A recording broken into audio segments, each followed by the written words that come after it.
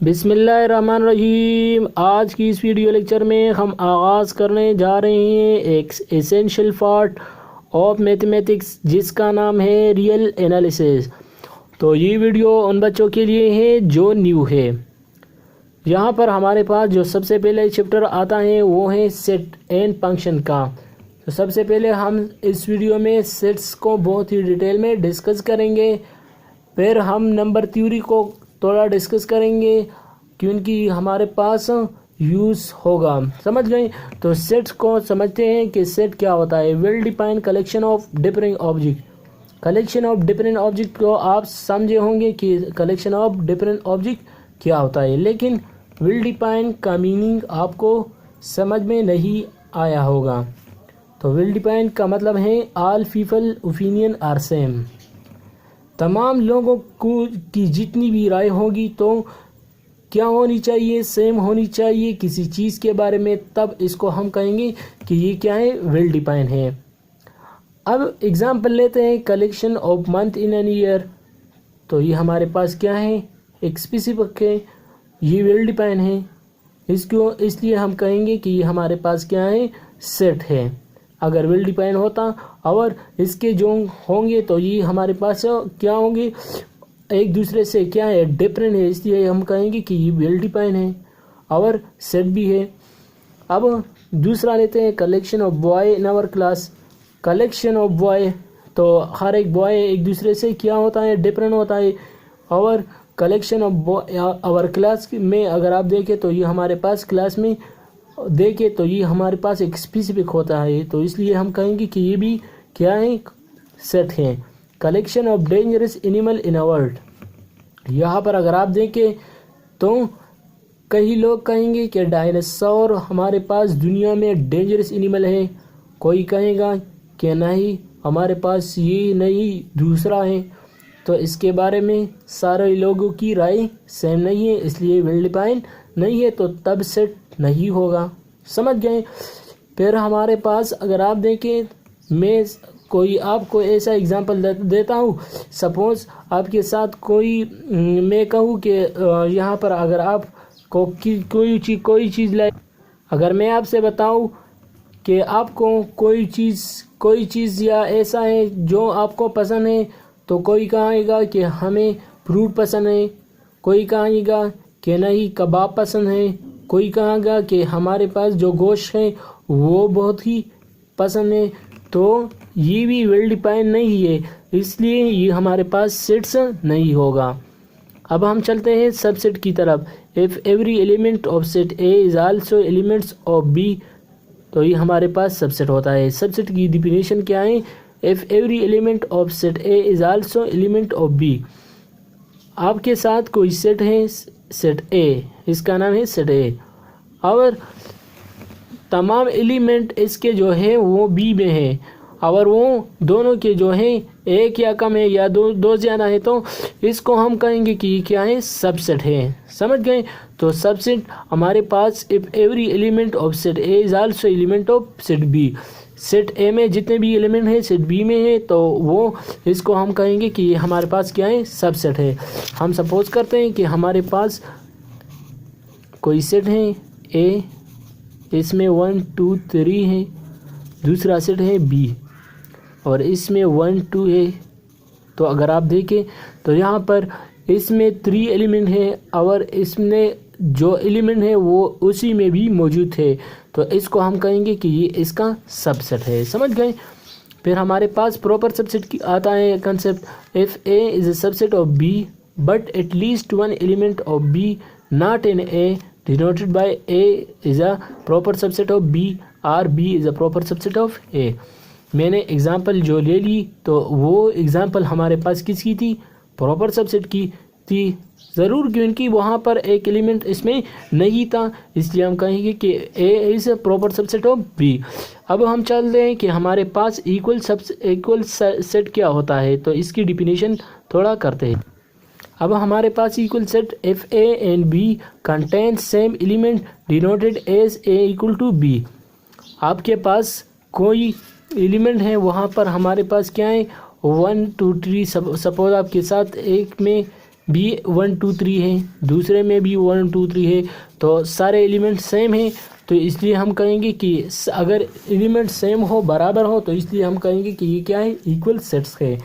और इसके लिए हम क्या प्रूव करेंगे, A is a subset of B और B is a subset of A, ये ज़रूर प्रूफ होना चाहिए। समझ गए। हम चल रहे हैं अभी नंबर सिस्टम की तरफ, ये भी हमारे पास यूज़ होगा क्योंकि बहुत ही इम्पोर्टेंट है, यहाँ पर रियल एनालिसिस में हमारे पास यूज़ होगा। तो सबसे पहले नेचुरल नंबर क्या होते हैं, 1 2 3 अप टू इन्फिनिटी, ये हमारे पास नेचुरल नंबर होते हैं। और इसको हम एन से डिनोट करते हैं, होल नंबर डब्ल्यू से डिनोट करते हैं, और ये 0 1 2 3 अप टू इन्फिनिटी होते हैं। यहाँ पर कई बुक्स इसको भी 1 2 3 से स्टार्ट लेते हैं। अब हमारे पास इंटीजर होते हैं, इंटीजर क्या होते हैं, तो इसको हम जेड से डिनोट करते हैं। और यहाँ पर अगर आप देखें तो यहाँ पर प्लस माइनस 1 प्लस माइनस 2 और 0 इसके पास है। कई बुक्स ऐसे भी लिख सकते हैं कि 0 1 2 3 4, यहाँ पर -1 -2 -3, ऐसे कई बुक्स लिख सकते हैं, तो भी सही है। समझ गए, दोनों पाम ऐसे सही है। समझ गए। अब हमारे पास इवन एंड ऑड इंटीजर है, तो इवन इंटीजर क्या होते हैं, 0 plus minus 2 plus minus 4 plus minus 6, ये हमारे पास इवन इंटीजर है। ऑड इंटीजर क्या होते हैं, plus minus 1 plus minus 2 plus minus 5 plus minus, ये हमारे पास क्या है, ये ऑड इंटीजर है। अब हमारे पास दूसरा कंसेप्ट आता है प्राइम नंबर का। तो प्राइम नंबर क्या होता है, prime number divide self and 1 2 3 5 7 9 11, ये हमारे पास क्या है, प्राइम नंबर है, जो अपने आप को सिर्फ डिवाइड करता है, इसको हम कहेंगे कि ये हमारे पास क्या है, प्राइम नंबर है। कंपोजिट नंबर क्या होता है, ऑल नेचुरल नंबर एक्सेप्ट -1 मैंने लिखा है कि 1 के अलावा जितने भी नंबर होते हैं इसको हम कहेंगे कंपोजिट नंबर, लेकिन वो प्राइम ज़रूर नहीं होना चाहिए। कई हमारे पास हो सकता है, लेकिन ज़रूर नहीं है कि हमारे पास ऐसा हो सके कि ये ज़रूर नॉन प्राइम हो गए। समझ गए। तो यहाँ पर अगर आप देखें तो 4 6 8 9 है, हमारे पास दोनों में है, तो ये हमारे पास कंपोजिट नंबर होते हैं कि 1 के अलावा, और वो नेचुरल नंबर जो नॉन प्राइम होंगे, लेकिन यहाँ पर 9 यूज़ हुआ है, तो 9 हमारे पास इसके ज़मरे में आ सकता है। समझ गए। फिर हमारे पास कोप्राइम नंबर हो, तो कोप्राइम नंबर क्या होते हैं, 2 natural numbers coprime if its shape is 1। Suppose आपके साथ 2 नंबर हैं, इन दोनों का शेप जो आता है वो क्या आता है, 1 आता है। आपके साथ 7 है, 3 पर डिवाइड करो या 2 पर डिवाइड करो, तो सेम नंबर होना चाहिए। अब यहाँ पर मैं 2 पर डिवाइड करता हूँ, 2 पर डिवाइड करो तो 3 6 हो जाएगा, और इससे 1 आ जाता है, तो इसका शेप क्या आ गया, 1 आ गया।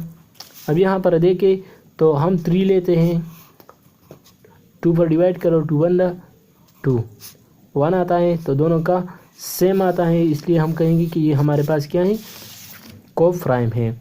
तो अगर इन दोनों का जो सेम नंबर आता है, इसको हम कहेंगे कि हमारे पास क्या है, कोप्राइम है। तो इन दोनों का 3 और 7 का जो आ गया, जो शेप आ गया, वो क्या था, सेम था, इसलिए हम कहेंगे कि ये हमारे पास क्या है, कोप्राइम है। रेशनल नंबर लेते हैं कि ऑल इंटीजर, या यहाँ पर ये याद रखना बहुत ही इंपॉर्टेंट है, रेशनल नंबर की डिफिनीशन है, इसको हम क्यू से डिनोट करते हैं।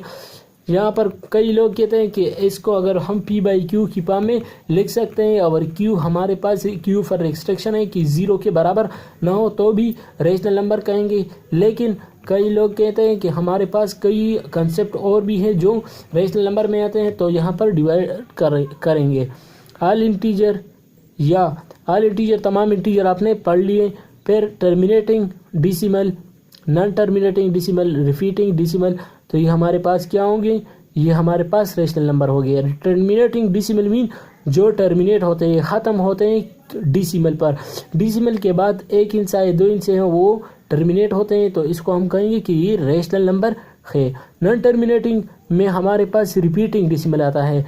नॉन टर्मिनेटिंग मीन जो टर्मिनेट नहीं होते, टर्मिनेट मीन यहाँ पर सपोज करते हैं कि 5.53, और इसमें हमारे पास आपको क्या कहना है कि नॉन टर्मिनेटिंग है, तो ये ख़त्म होने वाला नहीं है। और फिर आपको कहता है कि ये रिपीटिंग डेसिमल है, तो इसमें 2 में डिवाइड हुआ है।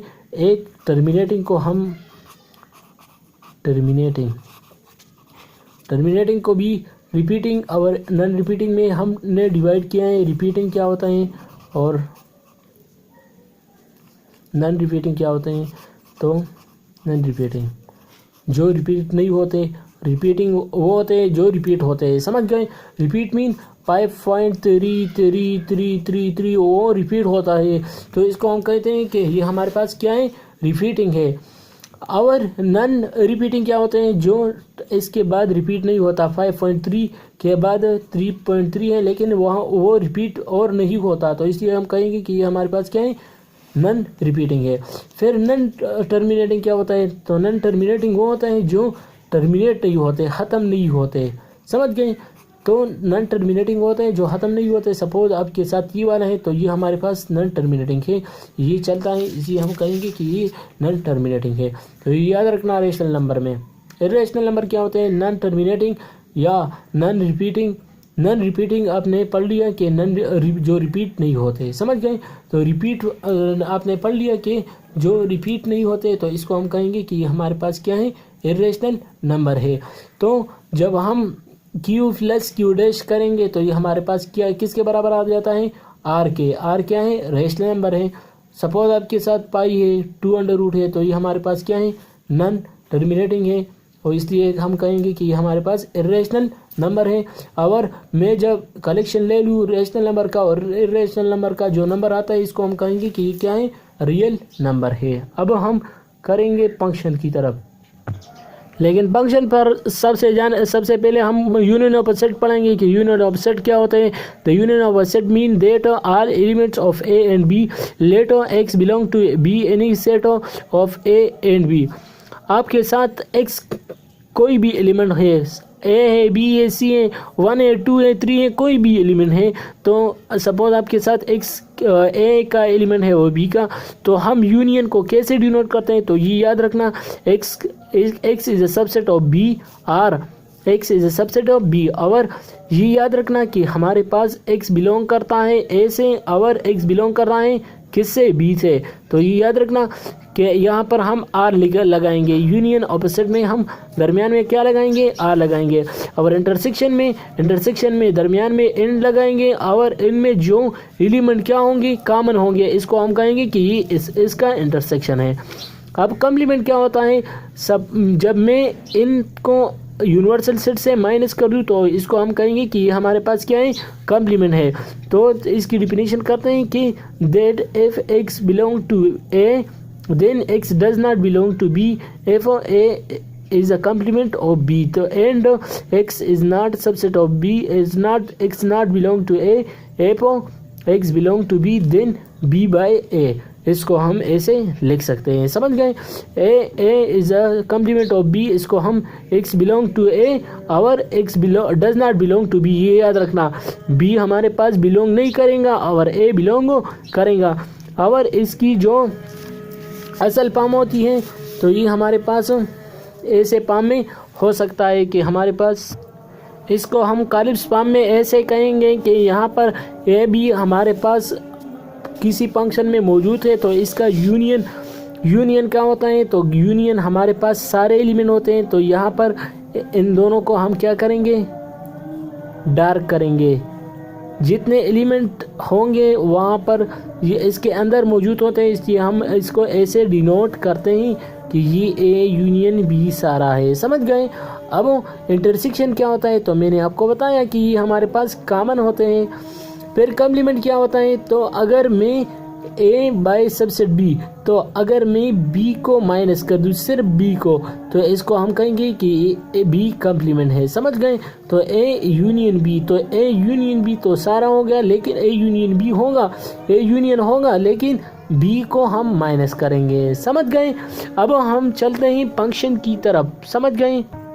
लेकिन यहाँ पर अगर आप देखें तो वहाँ पर आपके बुक में एक क्वेश्चन दिया गया है, A divide A complement B union C को शो करो। किसके, A complement B intersection A complement C. तो इसको थोड़ा डिस्कस करते हैं कि कैसा होता है। As we have seen, X is a subset of A into so B union C। तो ये इसके का यूनियन को होता है ना, तो इसके सारे एलिमेंट इसमें मौजूद होता है ना। तो यहाँ पर ये इसका सप्लीमेंट होता है, क्योंकि यहाँ पर आपने यूनियन में पढ़ा ना, यहाँ पर यूनियन, वहाँ पर आपने पढ़ा कि एक्स बिलोंग करेगा ए यूनियन बी से, तो इसलिए हम कहेंगे कि ये इससे बिलोंग करेगा। फिर यहाँ पर आपने पढ़ा कि एक्स बिलोंग कर रहा है किससे, ए से, लेकिन एक्स बिलोंग नहीं कर रहा है बी से भी और सी से भी, क्योंकि आपने पढ़ना कि हमारे पास एक्स कम्प्लीमेंट होगा तो फिर हमारे पास नीचे वाला नहीं होगा, तो बी यूनियन सी से नहीं करेगा। फिर ये अपने लिए करेंगे तो यहाँ पर बी से भी नहीं करेगा, और इसके यूनियन मीन आर कहेंगे, तो ये नार कहेंगे, दोनों सही है। यहाँ पर हमारे पास एक्स नॉट बिलोंग टू सी, फिर हमारे पास ये अपनी जगह पर आ जाएगा, लेकिन यहाँ पर हम क्या करेंगे, यहाँ पर x does not belong to C and B दोनों के साथ करेंगे, तो यहाँ पर x does not belong to B and x does not belong to C. समझ गए, तो दोनों रखना। फिर अगर आप देखें तो ये किसके बराबर है, x does not belong to A and x does not belong to B, तो ये किसके बराबर होता है, A x belong to A into B. X belong कर रहा है ना, ए से करता है तो बी से नहीं करता, तो इसमें पा में लिख सकते हैं ना। अगर इसको एक्स बिलोंग कर रहा है ए से और एक्स डज नॉट बिलोंग कर रहा है सी से, तो इसको मैं ऐसे भी लिख सकता हूँ को कम्प्लीमेंट पाम में। तो हमने ये शो कर दिया, एक पाम को हमने शो कर दिया। अब हम कन्वर्स लेंगे कि इसको इसके बराबर ले आएंगे। तो अगर आप देखें तो यहाँ पर आपने पढ़ लिया कि एक्स बिलोंग कर रहा है A into complement B intersection A complement C. तो यहाँ पर अगर आप देखें तो एक्स बिलोंग कर रहा है ए से, x does not belong to B, यहाँ पर एक्स बिलोंग कर रहा है ना, एन करेंगे। मैंने आपको बताया इंटरसेक्शन की जगह एन लगाएंगे और यूनियन की जगह हम क्या लगाएंगे, आर लगाएंगे। समझ गए, तो यहाँ एक्स बिलोंग कर रहा है बी में और x does not belong to C. यहाँ पर देयरफॉर हम कहेंगे कि यहाँ पर एक्स बिलोंग टू ए करेंगे, लेकिन x does not belong to B union C. फिर हम कहेंगे कि ये एक्स बिलोंग कर रहा है ए से और x does not belong to B union C. तो ये हमारे पास इसका क्या हो गया, प्रूफ हो गया। अगर आपको ये वीडियो पसंद आ गई तो प्लीज़ लाइक एंड सब्सक्राइब करना मत भूलिए। तो आने वाली वीडियो में हम न्यू कंसेप्ट लाएंगे जिसका नाम है फंक्शन। समझ गए, तो थैंक्स फॉर